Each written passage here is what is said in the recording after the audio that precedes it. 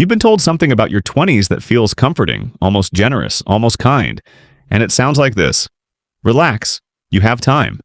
Plenty of time. Your 20s are for experimenting, for finding yourself, for making mistakes, for living a little, and the serious money stuff can wait until your 30s when you're more settled. I believed that. Most of us do. It sounds harmless. It sounds patient. It sounds wise. But what if I told you that this is the biggest financial lie you're told in your 20s? And it doesn't destroy you instantly. It just quietly shifts your entire trajectory without you noticing until a decade has passed. I want you to think about this with me for a second. Not defensively, not emotionally, just honestly. When you hear you have time, what do you actually do differently? Do you invest aggressively? Do you build systems? Do you protect margin? Or do you delay? Because that's what I did. I delayed. I delayed learning. I delayed investing. I delayed taking my future seriously because I thought seriousness belonged to older people. And here's the uncomfortable truth. Time in your 20s isn't just time, it's leverage. It's the highest leverage decade of your entire financial life. And the lie isn't that you have time. You do. The lie is that time is neutral. It's not. Time is either compounding for you or compounding against you. There is no idle mode. In your 20s, every year you wait isn't just a year lost. It's decades of compounded growth quietly erased. But nobody frames it that way.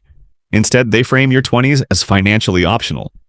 As if discipline can start later without cost. As if momentum can be turned on like a switch.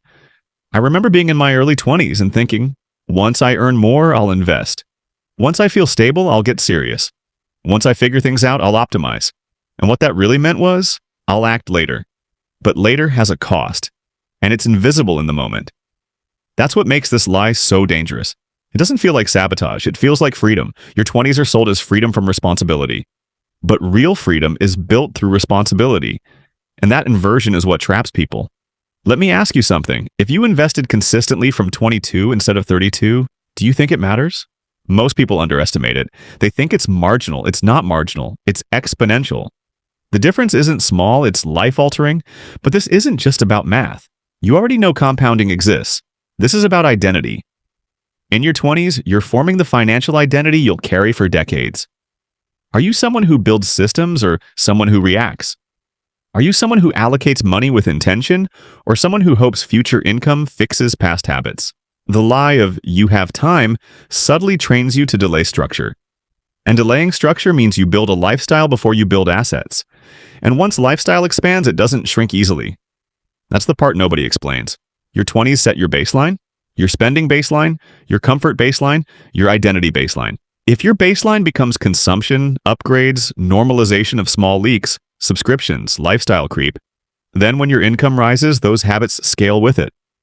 And suddenly in your 30s, you're earning more than you ever imagined, but feel no richer. That feeling doesn't start in your 30s. It starts in your 20s. When you trained yourself that margin was optional. I'm not saying don't travel. I'm not saying don't enjoy your life. I'm saying be careful what you normalize. Because normalization compounds too. And here's something that's rarely said. The biggest advantage of your 20s isn't income. It's adaptability. You can live leaner. You can take calculated risks. You can move cities. You can try businesses. You can invest aggressively.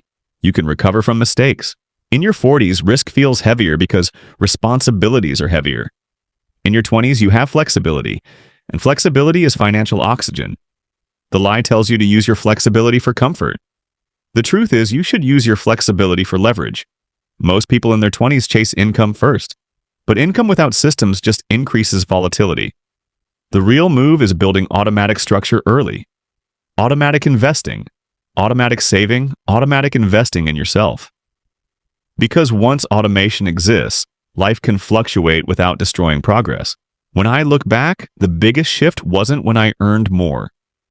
It was when I decided that even small amounts invested consistently mattered. When I stopped treating investing like something you do once you make it and started treating it like a default. The moment investing becomes default, your future changes quietly. And here's the psychological twist. Starting small. In your 20s isn't about the money. It's about self-trust. Every month you invest, you reinforce the identity of someone who protects their future. And identity compounds even faster than money.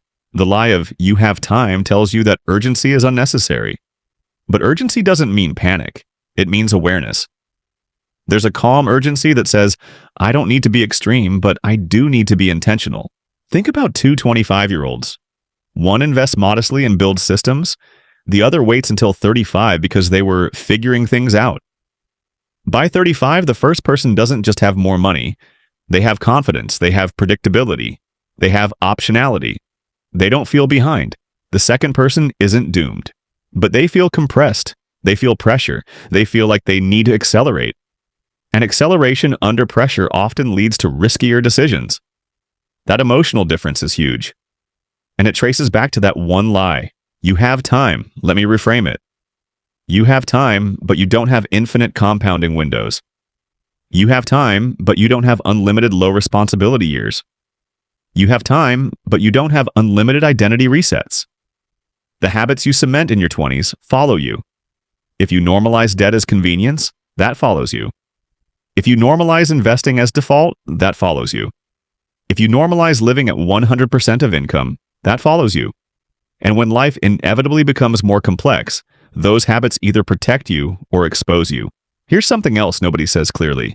The earlier you build assets, the less your career owns you. Even small early investments reduce the emotional dependency on your job. And reducing dependency changes how you negotiate, how you move, how you take risks. When you have nothing invested, your job feels like oxygen. When you have even a modest safety net and growing investments, your job becomes a tool. That shift is powerful. And it doesn't happen overnight. It happens quietly from consistent early action. The biggest financial lie in your 20s isn't that money doesn't matter yet. It's that seriousness can wait without cost. Seriousness doesn't mean stress. It means structure. And structure creates calm. The irony is this. People avoid financial structure in their 20s because they think it will limit their freedom. But the absence of structure is what limits freedom later. Because chaos compounds too. Lifestyle creep compounds. Missed investing years compound. Delayed learning compounds. In your 20s, you don't feel the cost because you're comparing sideways to peers, not forward to your future self. But your future self feels it. I want you to imagine being 35 and realizing you could have invested for 13 years already. Or imagine being 45 and knowing you've had 20 years of momentum behind you. That feeling isn't just financial, it's emotional. It's stability. It's calm. And calm is underrated. Most people think wealth is about luxury. It's not. It's about reducing volatility in your life. And volatility decreases when assets grow.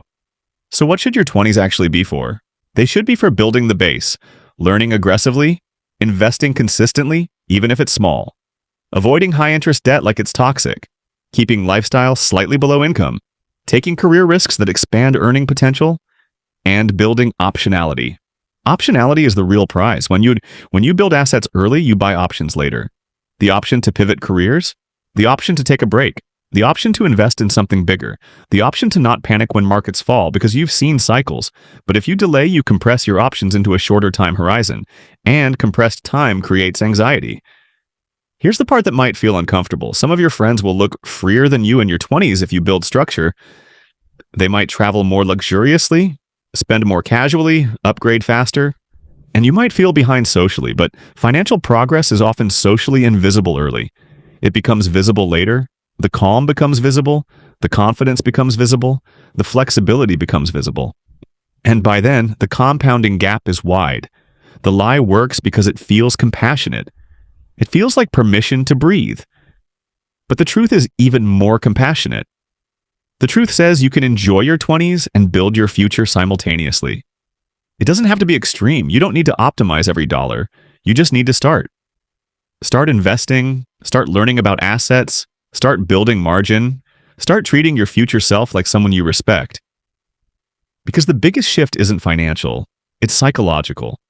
When you reject the lie of you have time and replace it with I'll use my time wisely, you stop drifting.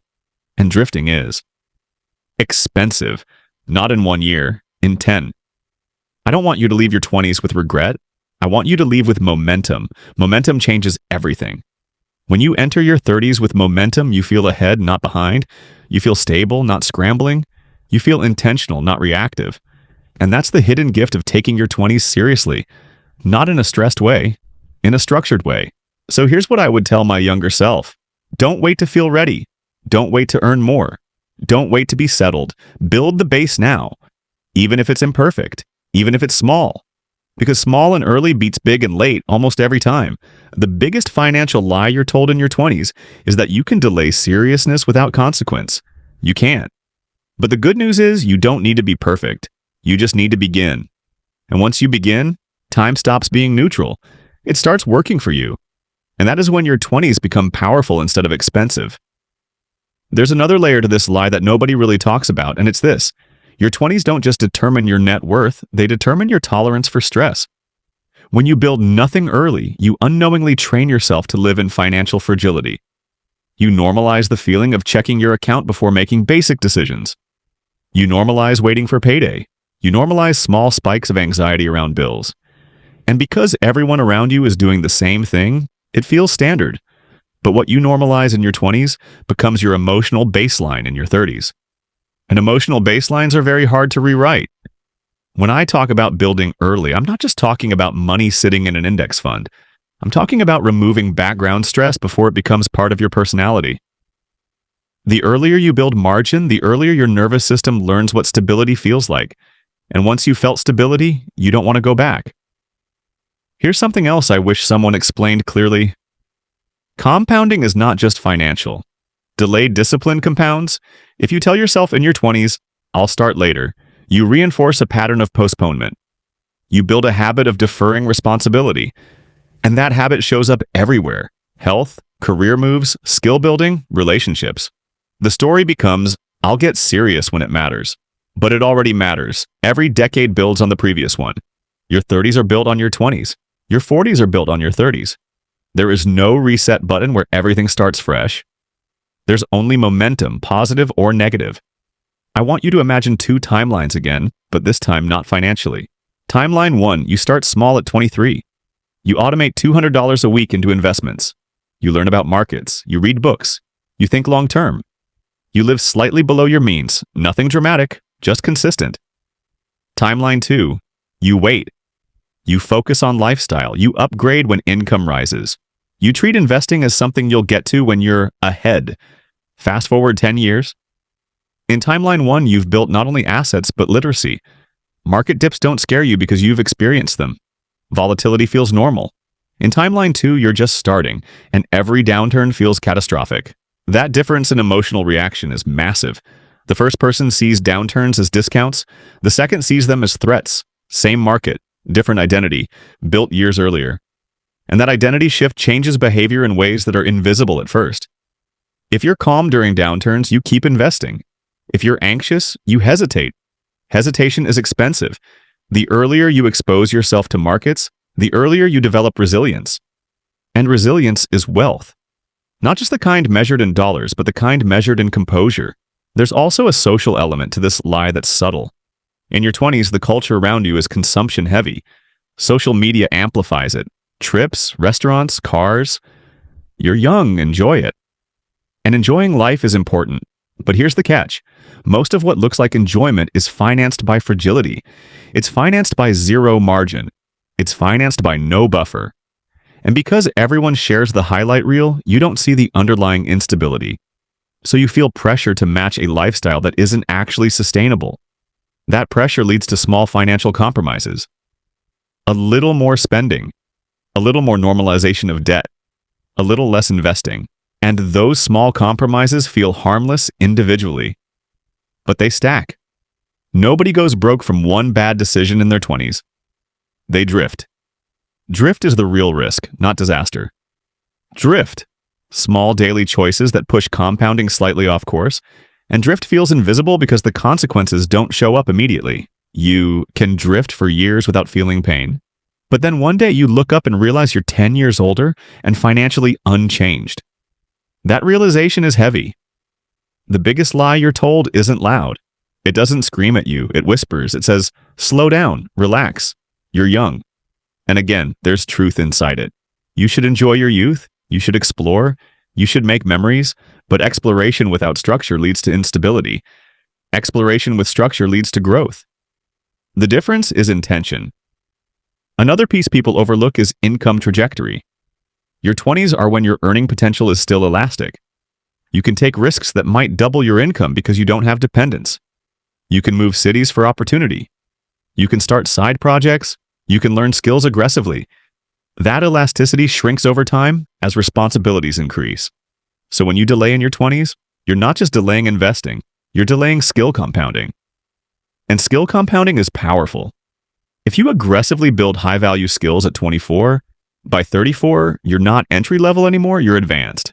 But if you drift, you wake up at 34 still trying to build what you could have started a decade earlier. This is why the lie is so costly. It encourages passive living during the most flexible years of your life. Let's talk about opportunity cost in real terms. Imagine investing $300 a week from 22 to 30, then stopping completely, versus starting at 30 and investing the same amount until 40. The early investor often ends up ahead even though they invested for fewer years. That's not intuitive, but that's how powerful early compounding is. And when you understand that, delaying starts to feel less harmless and more expensive. But I don't want this to become purely mathematical, because fear-based math doesn't change behavior long-term. Identity does. The real question is this: who do you want to become in your 20s? Someone who builds foundations quietly? Or someone who hopes future income compensates for past delay? Because future income doesn't fix poor structure, it magnifies it.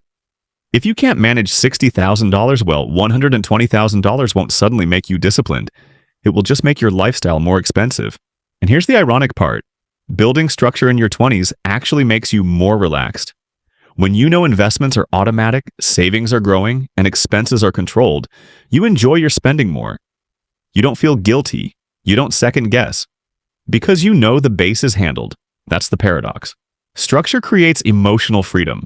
Without structure, even high income feels fragile. You can earn six figures and still feel anxious if everything you earn is already allocated to lifestyle. That anxiety doesn't suddenly appear in your 30s.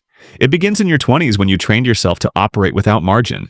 I also want to address something important. Taking your 20s seriously financially does not mean sacrificing your life. It means being strategic. Travel, but don't finance it with high-interest debt.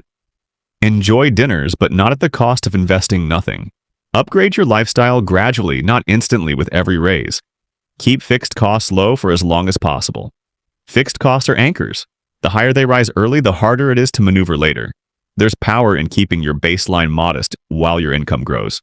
That gap between income and expenses is where wealth is built. And your 20s are the easiest decade to keep that gap wide because expectations are lower. The later you wait, the harder it becomes to reduce lifestyle without discomfort. I want you to think about your 35-year-old self. What would they thank you for? A few extra nights out? Or a decade of investing? What would reduce their stress more? What would increase their options more? We rarely consult our future self when making present decisions, but your future self lives with your current patterns. Here's the final shift. The biggest financial lie in your 20s isn't just about time.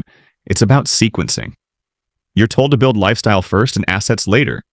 But the correct sequence is assets first, lifestyle second. Build assets quietly while expectations are low.